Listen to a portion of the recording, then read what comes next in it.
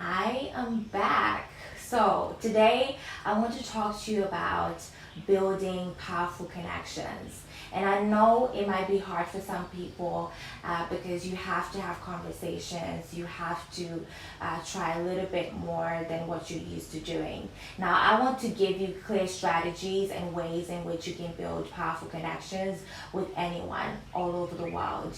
And what you have to do first is write letters. Letters are underrated, but they are very powerful in building strong connections with anyone.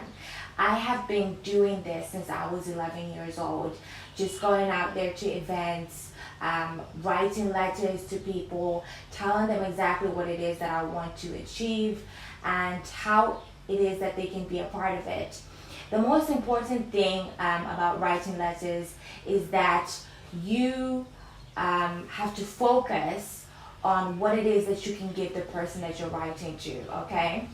You can't just write a letter saying, I want this, I want that, give it to me. No, it's about storytelling, it's about knowing your journey, it's about focusing on the person that you're writing to, knowing what it is that they're going through, what it is that they have to offer, right? It's a balance of give and take. It's a balance of you and him or you and her, right? You need to know the person. You need to know what they need. They need to be cared for. That's the one thing that people often miss. That yes, you're writing to someone, but this is another human being just like you. They want someone who is actually caring. Are you going to go out of your way to say, oh, you're going through this and that, I'm happy to do X, Y, Z for you, just in this season because I know that you're going through a lot, right? The other aspect you have to think about is that gifts are really paramount, okay, to creating a little connection with the person. Listen to their podcast if they have a podcast. You can get some clues in regards to what it is that they're into, what kind of gifts they like to receive, and you can send them a gift with a small note saying, I really appreciate the things that you said in your podcast. I really learned from you, and I would love to keep keep up with your journey and to know more about what it is that you have in store. And be consistent, because it's one thing to send a letter once or to give a gift once, but if you're consistent with your letters, for instance, make it maybe once per week. Send them a letter saying that you've been doing XYZ, you noticed this and that. Solve their problems if they're currently in a season where they are experiencing certain problems in the workplace. You can give them certain advice, or you can give them resources, and that is how the relationship begins. When they see that you're consistent with your letters and your giving, then they'll be more likely to be interested in meeting with you, having talks with you, and engaging in activities with you. The other aspect you can do is go to a members only club.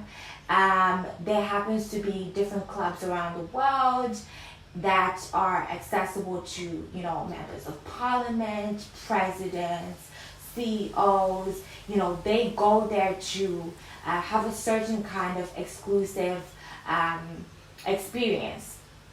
So you can join these clubs, you can meet these people. There's often a hefty fee. Some clubs are quite decent in pricing, but it's important for you to be part of that environment, to know where they're going.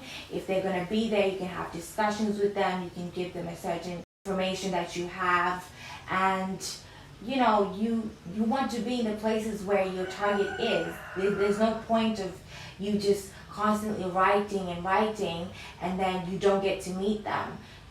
Make sure that you're where they are. So the other aspect that I really missed out on my journey at first is LinkedIn.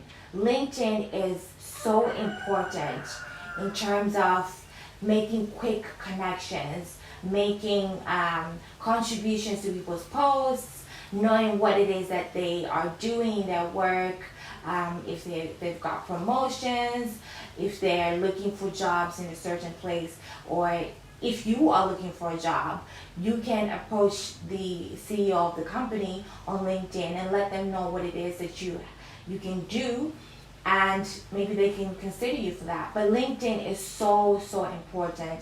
You know, there's some people who you can't reach directly until you purchase their email members only subscription that LinkedIn has. But it really gives you the opportunity to message people that you wouldn't otherwise have access to so quickly. You can even message Oprah on LinkedIn, okay?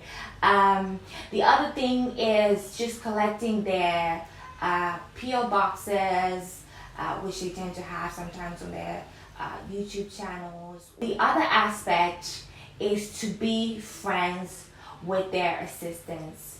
Okay, I'm not talking about crossing boundaries and being buddy-buddy, but at least be on the good side of the assistant of the CEO or the president, because these are the people who deliver information to them. They can tell the president or CEO that, okay, maybe this person isn't really right for you, or I've noticed maybe their character isn't, the best. I would suggest that you avoid this person. These assistants also act as advisors sometimes, and you have to know that, okay, this person is in a position of influencing the person that I want to be close to, and I want to have access to as well. So make sure that you are kind to the assistant, that you are straightforward and precise. No one wants someone who is going to talk too much or take too much of their time, because these people tend to be busy. They receive hundreds of emails all day. They have things to do, okay? So those are my tips for today, and I hope you can go out there and make powerful connections. Be kind to everyone. It doesn't matter if the person is rich or poor.